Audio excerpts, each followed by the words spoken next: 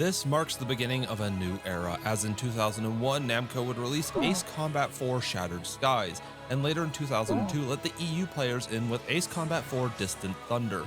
This is the game that would mark the beginning of what many in the community would start to call the Holy Trinity.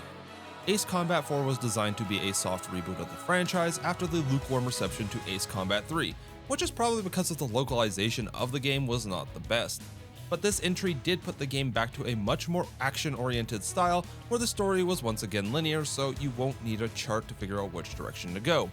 That story spans across its 18 missions and serves more as a way to push the player towards their next objective, while having a majority of the story be told through the memories of a person who lived through the Continental War. Ace Combat 4 itself was the highest selling Ace Combat game of all time until it was dethroned in 2021 by Ace Combat 7. I also decided to challenge myself in this video to get an S rank in every single mission, and it does have a purpose later on.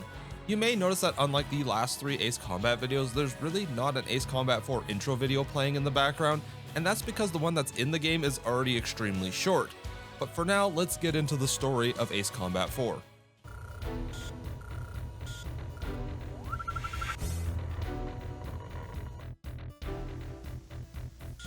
With the threat of the incoming asteroid Ulysses 1994 XF-04 in June of 1994, the Stonehenge railgun array was set up in the Hades Desert by the Federation of Central Asia, or FCU. This array was designed to mitigate the majority of the damage from the asteroid. However, on July 8, 1999, the meteorites from the asteroid would begin to impact all across the continent, killing over 500,000 Usians and wiping out critical infrastructure despite the usage of the Stonehenge array. This would cause a catastrophic economic crisis, and with so many people being displaced by the impacts, it would also create a refugee crisis. The nation that would take a lot of the refugee burden was Eurasia. After accepting 200,000 refugees, Eurasia could not handle anymore, and by the year 2000 would start having to add restrictions to visas, stopping all admission into the country. This would cause widespread condemnation of the country, with boycotts of products, while many innocents suffered due to disease and crime at the refugee camps along the border of Eurasia. All of the economic and population burden would cause the eventual invasion of the neutral nation of San Sebastian, with the capture of the Stonehenge array in 2003. This sudden invasion was condemned by the FCU and would eventually end up with the formation of the Independent State Allied Forces, or ISAF for short. Using FCU troops and ISAF strike squadrons, they attempted to destroy Stonehenge, but the railguns found a new purpose as a very effective anti-aircraft weapon, which forced ISAF to retreat to Los Canas. Of course, ISAF were not about to give up and tried a second strike against Stonehenge. This time, Eurasia deployed its ace fighter squadron known as Yellow Squadron, who took out every single ISAF aircraft in the skies. Eventually, these victories for Eurasia would accumulate, with ISAF slowly being pushed back towards the northern islands of North Point. Now, as Mobius 1, your job is to take off from the aircraft carrier Fort Grace and repel enemy bombers that are attacking the airbase at Newfield Island. Coming back from the previous games is the ability to purchase aircraft with the credits earned from completing missions. The higher the score and rank you obtain, the more credits you are remunerated with. There are a grand total of 20 aircraft to purchase, with one superplane that is unlocked after a certain criteria is met. One of the new features that was added in was the ability to purchase weaponry for your aircraft. This allows the player to bring in specialized weapons designed for a specific role to be played in the air, with some aircraft being able to fit a multi-role capability, with some being more focused on fulfilling very specific roles in the air such as interception or attacking. Speaking of those missiles, every aircraft in the game comes with a varying amount of standard missiles, be they AIM-9s or R-60s. These missiles are simplistic and are the backbone of your loadout, along with the cannon that absolutely shreds opponents. Start using it, it's really good in Ace Combat 4, and can be used rather easily, allowing you to be more conservative with your limited stock of missiles. Now let's get into the early missions to see how our planes handle. As usual with the Ace Combat franchise, the first few missions are designed so that any player that is brand new can just pick up a controller and learn how to fly, dogfight, and bomb in a relatively safe and low-risk environment. And like usual, while the missions play out in the background, we can go over some of the new things that were added. First off, even though this game is 20 years old, it still looks good graphically, despite some jank from the emulator I was using here and there. Even in native, with all the fuzziness that the 480p native PS2 can bring, it's still pleasing to the eyes. Even some aircraft models like the F-18C have the gaps for the ECS, which surprised me when I noticed it. Sound-wise, the game is amazing to listen to, with new things like being able to hear AWACS Sky Eye during the missions to give you updates. using actual brevity codes, so rest in peace the great Jesus Missed from Ace Combat 1, and being able to hear enemy and friendly pilots as they are in the combat zone. This gives the game this feeling that the world is alive, and it adds to the charm and character of the game.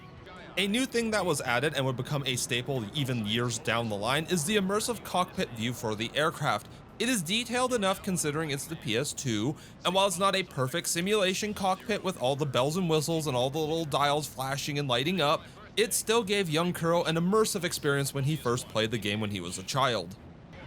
There's also a new camera that follows your munition, so if you wanted to watch an aircraft explode in a beautiful array of PS2 smoke and fire, you can just hold down the secondary weapon button and watch as the missile flies off into the distance and smacks some poor unsuspecting aircraft off in the distance, or in most cases just completely misses it. Thank you, game. One of the other changes, and something that has changed between the games, is the flight model, with Ace Combat 4 borrowing just a little bit of its DNA from Ace Combat 3, but tweaking it slightly. It feels still arcadey enough that it's fun to fly, but at the same time still feels like you are flying a plane, just one with a very quick roll rate that accelerates like one would expect a plane to do. The third mission in the game also introduces a new mechanic to the player, and that is the return line. And yes, it does exist in other missions, but they have so few enemies to fight, and unless you are spamming missiles and bombs, you are unlikely to run out of ammo. However, since your aircraft has limited ammunition, and some missions can get rather long, especially some of the ones later on, the player has the ability to return to base, letting them land at a friendly airfield to do three things: restock any ammunition that they have used, repair the aircraft, which only works on hard difficulty and below, and also swap out the special weapon to better fit the mission. This is to prevent that if you load up on a mission that starts as bombing some ground targets but quickly changes to air, you won't be stuck with a full load of bombs and can instead bring things like multi-target missiles to be able to dominate the skies. Thankfully, we won't need to swap out weapons that much early on, as the first few missions are just bombing bases and radar facilities, and our aircraft don't have a lot of secondary weapons to begin with, but they are pretty simple missions all things considered, and once we destroy that final radar array, we leave and learn that some supplies are being transported for the Erusian's Aegir fleet. Now I am just going to gush a little bit about this mission, as music-wise this is one of my favorite songs of all time. I absolutely love the song Blockade, from the soft chimes that match with the fact that the E767s are jamming your radar, which once again makes it so that way enemies just slightly pulse on it every so often, to the fact that if you time it just right, it gives a sense that the skies are clear and the enemies are visible to you and you are free to engage them without anything else to stop you. A lot of other players may interpret this as Mobius and the player realizing that there is true freedom in flight, hitting the open air and engaging those daring twists and turns, leaving nothing but the contrails and missile smokes in the air, meaning that the only blockade that you had was the one that was in your mind. It is also Kobayashi's first song in the franchise, and he hits you with a 7/4 signature. So there's something else to think about. Man's a madman and he hits you with just a weird signature right off the bat. Destroying those aircraft offered a little alleviation to our troops, but you know what a ship needs to move: oil and fuel, so it's off to bomb the oil refineries and the rigs that are supplying the Aegir fleet with that precious black gold. Now we are introduced to the new mission type that will be used for a lot of the missions in the game. I personally call them assault missions, but they can also just be called score attack. These missions don't function like a normal mission where the objective is to destroy a specific target. Instead, targets are labeled with a color that gives them a score value. Neutralizing any enemy targets, be it tanks, aircraft, or boats, will give you a small amount of score towards the win condition. You do have a time limit as well, as it does vary, with some of the missions having a bonus objective that will let you get to an S rank. The only drawback that I find with these missions is that if you are efficient, you can destroy everything needed for the mentioned S rank, leaving you to just fly around in circles, sometimes for minutes, before the mission will update or end. These missions to me give the feeling that the design was to just slightly pad out the playtime, making the game last a little bit longer and to make Ace Combat 4 feel a little bit more fulfilling to the player, but at the same time trying to retain the feeling that you are often on the offensive and have limited time to get things done, which is often weakening the enemy or providing support through functions like CAS. After we end up destroying the enemy's supply of oil, causing their gas prices to rise, and damaging another reef in Strange Reel, they do send the Yellow Squadron after us, and as much as you want to try, they cannot be shot down, so it's best just to fly across the return line and end the mission. Now we can go sink that invincible fleet, and of course just for the mission I had to pick the A-10 Thunderbolt, because no aircraft in the world can make someone shit themselves in both fear and happiness when they hear that.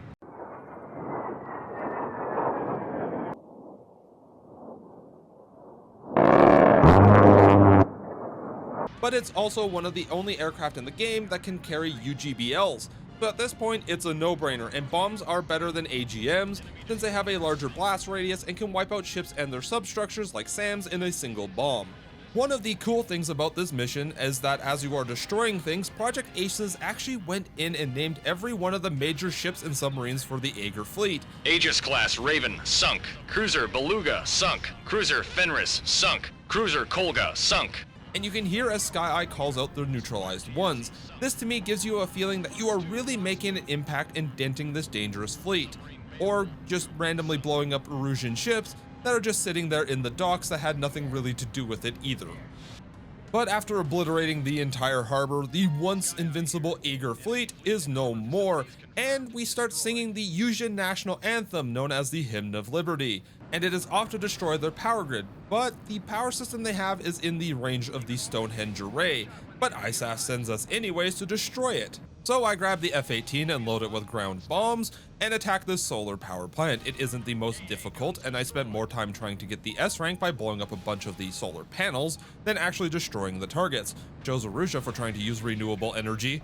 Now, once the final target is destroyed, the mission has an update. Arusha has decided to, surprise, surprise, turn the big destroy everything in the air railgun towards us and are starting to bombard the area with unique projectiles that seem to just explode in the air. So either Arusha has made a time-fused railgun round, or something is unique about Stonehenge. But in order to avoid the orbs of death in the sky, the player is instructed to dive below 2,000 feet, turning the mission into a pseudo-ravine run, and it is the only ravine run in the entire game. And when I first played the game as a child, my dumb brain thought I could just skim along the ground and be safe, which it did not happen well, and I crashed like 3 or 4 times, and there are no checkpoints in the missions, just to let you know, so you have to restart the entire mission if you die. And once we race our way to the return line, the mission is over, and we have just lost a lot of our aircraft. Good job, ISAF. The higher-ups have a plan, however, and that plan is to launch a recon satellite. This is from the Kimona Islands rocket base, and it is our job to protect the rocket launch.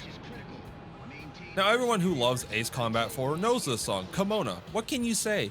It gives you not only that feeling that this is a turning point in the war for ISAF, but it is also the entire composition giving you the desire to knock yourself out with high G turns because you want to feel like you are the king of aces in the sky. The mission itself is an air superiority mission, and it isn't overall very hard to do, especially if you bring the F-14 or F-18, as they both get access to multi-target anti-air missiles. Also, the Yellow Squadron is in the area, and while on higher difficulties they can be a nuisance, hitting one of their aircraft just once at all will cause them to leave the area, and don't do what I did when I was a kid and chase after them. You cannot shoot them down and they will waste your time. After spending time in the Vomit Comet that is known as the constant 1 and 2 circle fights that Ace Combat is known for, the mission will update as the enemy has sent in B-2 bombers, and they are stealth. Of course, Radar has an issue tracking them. Sort of. But Sky Eye does give us some good advice.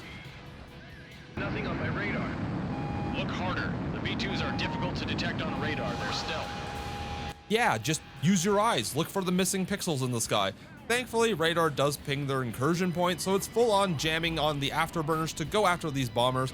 And once caught up, our initial pass did not go so well. I did not kill any of them, and I almost flew out of bounds before turning around and taking them out. Thankfully, these special weapons generally can down most things in a single shot, unless you're playing on Ace difficulty, where they do up the actual damage threshold of most of the enemies in the game. Once they are taken care of, it's back to the main dogfight over the rocket base to secure the S rank, and the rocket launches safely to everybody's applause, and it's amazing to hear over the comms.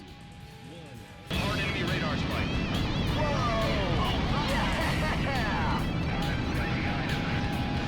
Systems are in the green.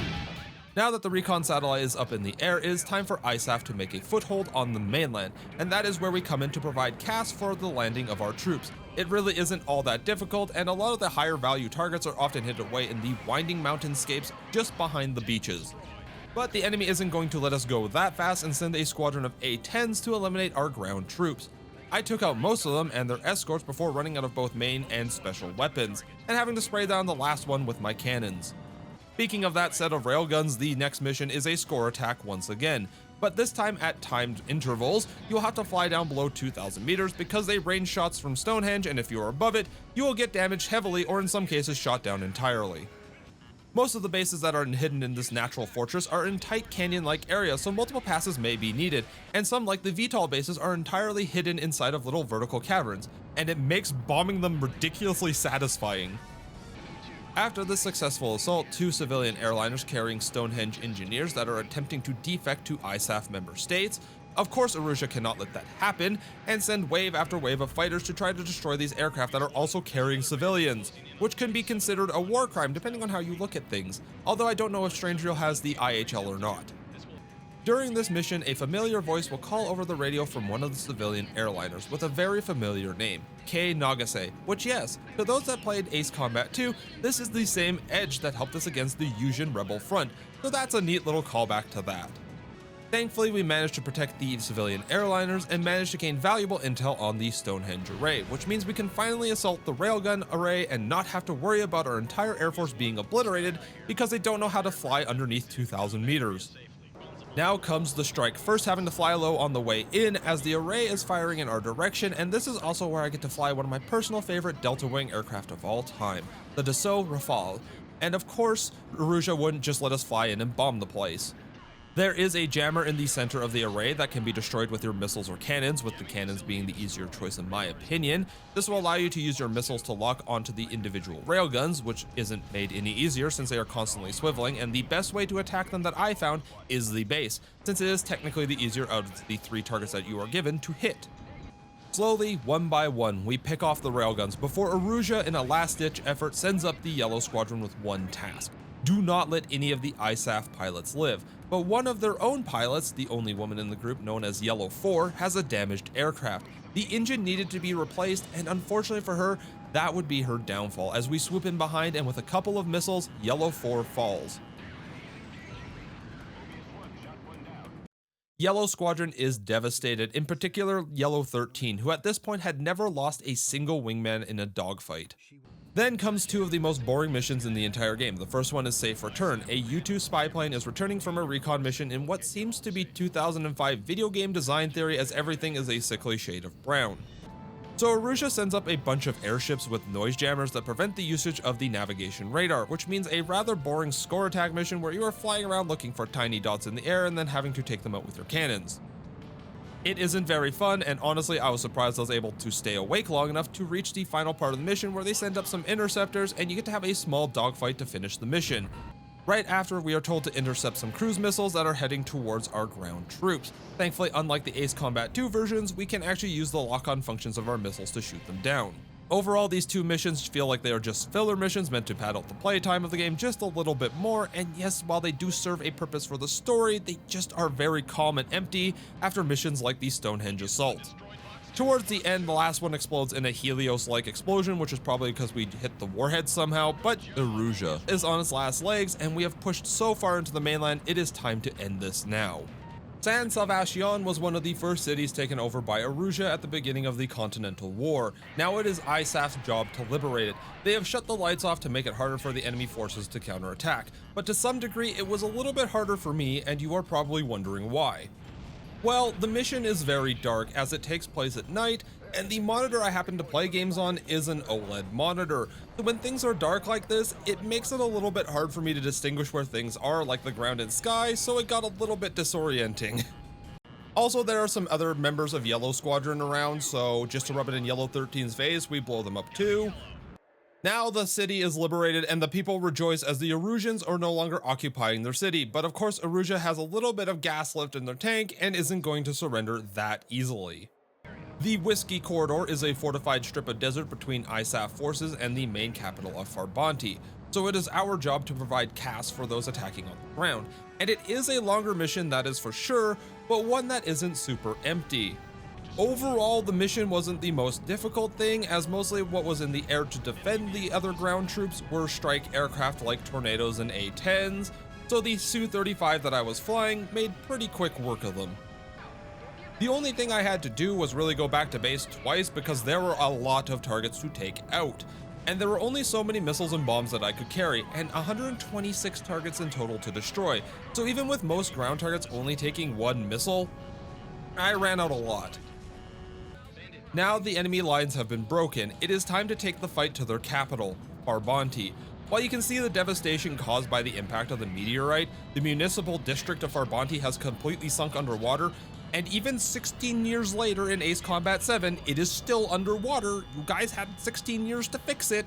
The enemy does not go down without a fight, however, and they defend their capital fiercely even after their so-called leaders decide to try to flee in their ospreys, and once they are shot down, the timer runs out and the mission gets its final update.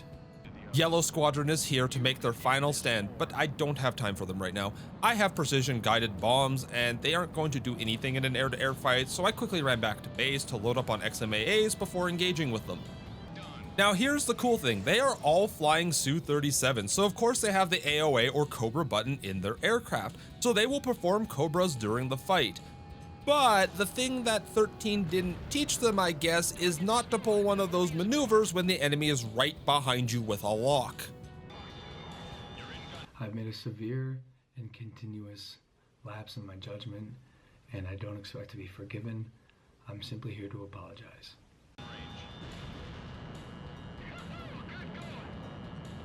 Once the final Yellow Squadron member is down, the war is won and Yuja is at peace once again. Except for the fact that a bunch of young officers have taken over Megalith, the weapon that is designed to knock meteorite fragments still left in orbit down to the Earth once again.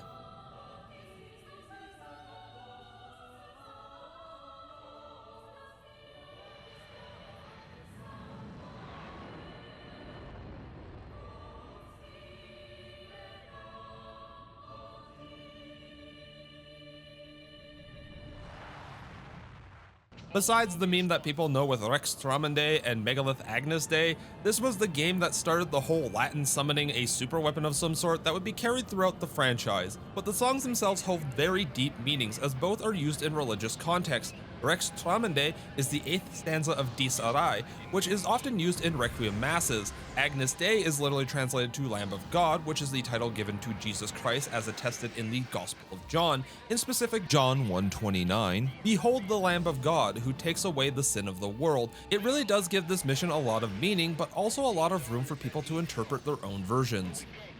But back to the mission at hand, it starts off with a full-on furball. On your side is the newly created ISAF Mobius Squadron with you in its lead, and on the other side, those that don the colors of Yellow Squadron, flying them as if they are the ghosts of the past. This first fight is absolute chaos. You have enemies swarming left and right, teammates that are doing their best to help. It is frenetic and it fits the pace of the mission, but after downing every single one of the enemy aircraft, it is time to take on Megalith itself. By now, you know the rules of Ace Combat by this point. It is 3 tunnel runs, which aren't the most difficult thing to manage, but you have to remember you are very close to the ground, the controls are rather sensitive, and there are no checkpoints, so one miscalculation and it's back to the beginning of the mission to redo that entire furball.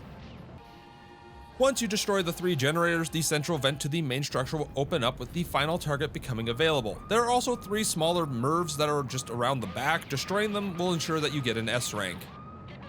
The song changes once again. It is now playing Heaven's Gate, and once you correct course and fly down the middle tunnel, the weapon comes into range, and with 2 missiles, it is destroyed. Angle the nose of your aircraft up and fly out of the structure. Megalith is done. The world is saved, with you being seen as the savior. Then it is a short cutscene where it is revealed that all of the cutscenes in between some of the missions were being told through the lens of memories long past. In the eyes of someone who lived as a child through the Continental War, but knew the Yellow Squadron, saw the resistance movements from the ground, and wants to write a letter to you, the only person to defeat Yellow 13. And that is it. Ace Combat 4 is completed.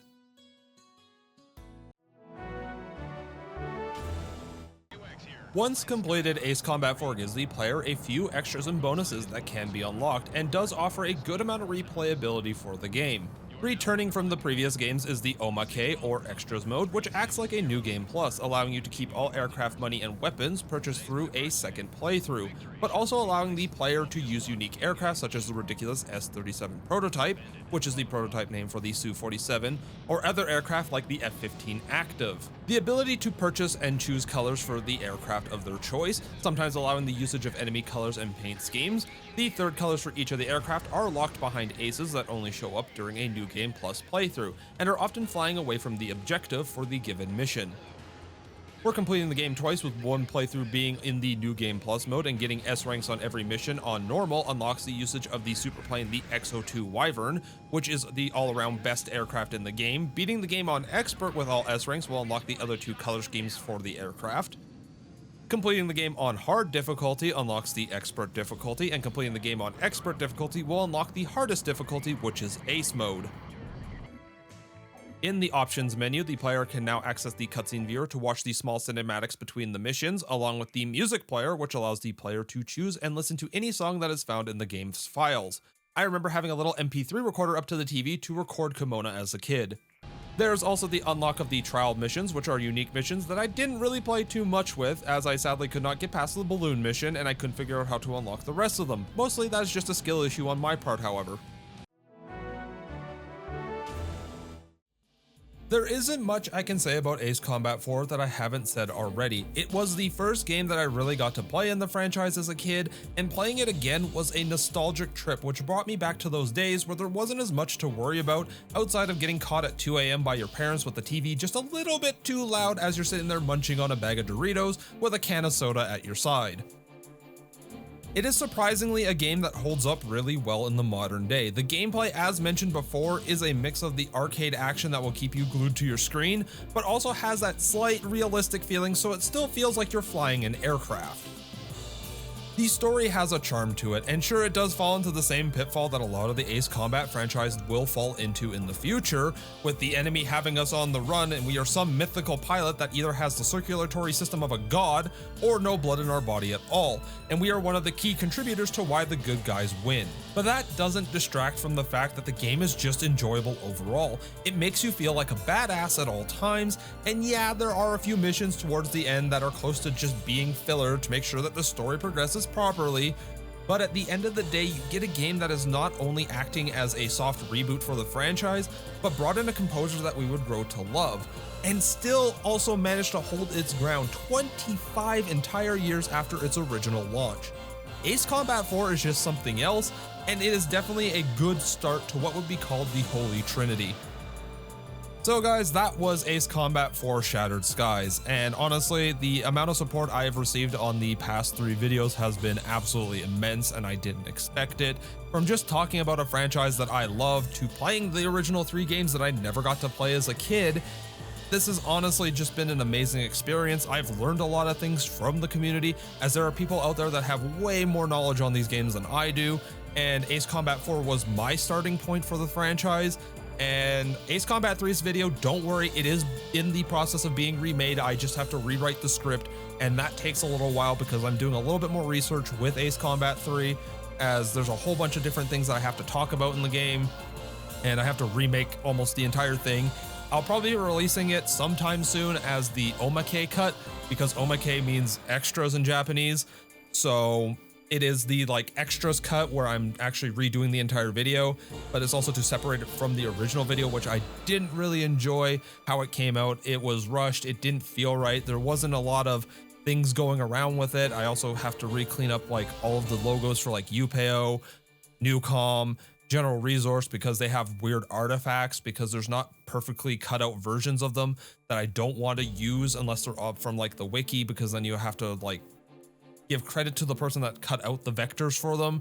It gets a little bit more muddy when it comes to that type of stuff. But the Ace Combat 3 video is in the process of being remade. Its script is almost done, and then I just have to record the voiceover. But I wanted to get Ace Combat 4 done so I can start working on 5 and 0, which is the final parts of the Holy Trinity, and then I have to go get the PSP version of the games for X and X2.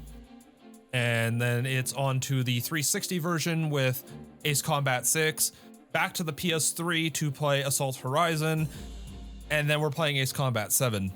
and then we're waiting for Ace Combat 8 when it comes out. Hopefully sometime soon it comes out, because they had said that it's August apparently. We don't know when in August. I can't even, pre-order the game right now, but I am definitely going to be pre-ordering it when it's announced, because if it's correct, it may come with a copy of Ace Combat 0. We don't know what the actual pre-order bonuses were, because 7 came with a pre-order bonus of Ace Combat 5 or Ace Combat 6, depending on which you pre-ordered it on, or if you played it on PC like me, you got nothing. That's a different story though. But thank you guys all for watching, and I hope to see you guys in the next video with Ace Combat 5, The Unsung War, the game that I actually really quite enjoy. It has a good story, and I really enjoyed it, so we'll see. But off to Ace Combat 5 after this, and then Ace Combat 0, which is the one that I know that a lot of people love. And I'll see you guys then. This has been Kuro, and I've been rambling for way too long, and peace.